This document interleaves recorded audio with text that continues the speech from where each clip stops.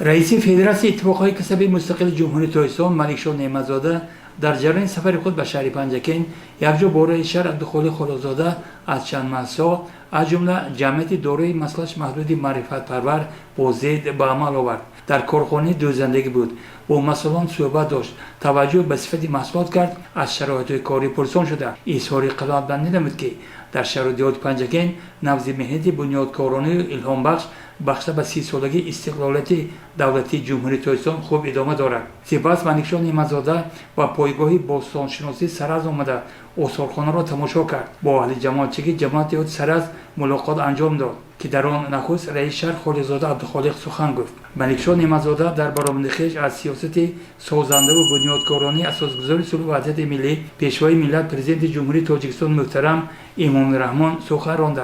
در یک وقت اراده خود را از آن خصوص بیان داشت که بعضی جوانان در شهر دیهات پنجکین از جمله جماعت دیهات سرز به حزب و حرکت‌های افراطگرا شامل شده با همین خیانت به مادر وطن میکنند که این البته کورنمکی است. در خاتمه ملاقات رئیس شهر خالقزاده عبدالخالق برآمد کرده با ملکشاه نعمت‌زاده برای تشریف به پنجکین و ملاقات با مردم اظهار سپاس نموده مهمان را باور کنند که مردم شهر دیهات پنجکین با جانبداری از سیاست راهبر معظم کشور محترم امام رحمان برای آبادی این وطن مقدس که تاجیکستان نام دارد سهم ارزنده می‌گذارند.